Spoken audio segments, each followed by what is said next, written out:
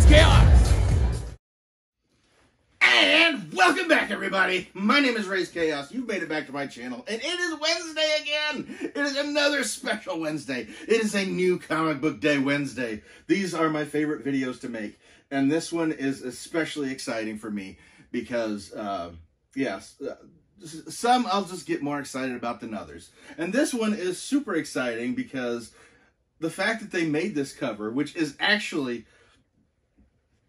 one of the covers that if I were to sit down and say, yes, they should make a cover of these, if I were in the Planet Committee, this is one that I would have picked.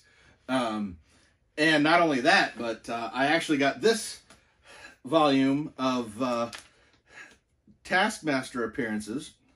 And wouldn't you know it, this is actually one of the first appearances of Taskmaster right here at the front, because these are his original appearances in order, and you can tell by the size of the thing. This is like his third, maybe fourth appearance. I'm leaning towards third. Yeah,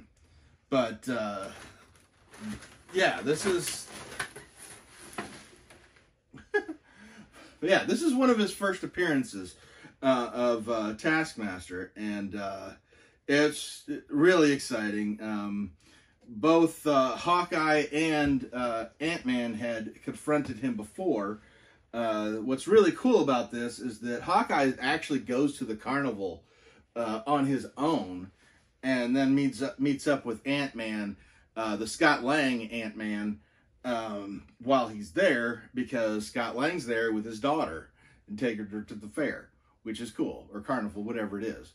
You know, they always do a great job of showing him being a good father, because, you know, the other Ant-Man is not much of a family man. He tends to beat his wife. So, yeah, we've got this, and this is a very classic image. I mean, this image has never ended. When they first were doing the earlier lines of Marvel Legends, I remember getting a Hawkeye figure, and it came with a bunch of his trick arrows and everything, and one of them actually had Ant-Man on the end of it. It doesn't really translate into Funko that well, because if you look at it, I mean, you can see his big-ass head, like, right there, as he's holding on to the arrowhead. Like, honestly, if you were trying to shoot this at something, the weight on it would be so far off, it would be impossible to shoot this very accurately at all. But they did want to recreate the cover. However, you know, in this case, they really couldn't do it because he's full on pulling back the string to fire, and due to the big head, little body format of Funko, yeah, you couldn't do that. You'd have to make his arm bigger. But this is a great cover. I love this cover. This has been on so many lists as far as best Avengers covers of all times.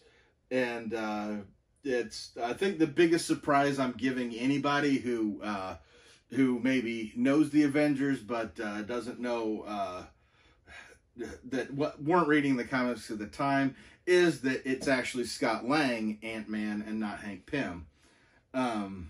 But yes, this was this is another one. When I saw this, I was like, "Oh, this is gonna happen. This has to happen." And yeah, really got excited and jumped on this one. It is rare that in a full-on Avengers issue, which you can even see in the top corner, next to, you know, the whole price and everything, they had, like, you know, several members. I mean, there's more characters up in this top corner than there is in the entire book. So yeah, it was really kind of strange to see just the two of them taking on the whole issue. And I don't even believe Ant-Man, Scott Lang, was officially a member of the Avengers at this point. But he did know Hawkeye. I can't stop doing it. Like I said, he was the guy. He was the Ant-Man that was originally involved in the first confrontation with the Taskmaster. So it really worked out for the story that that's the one that showed up there.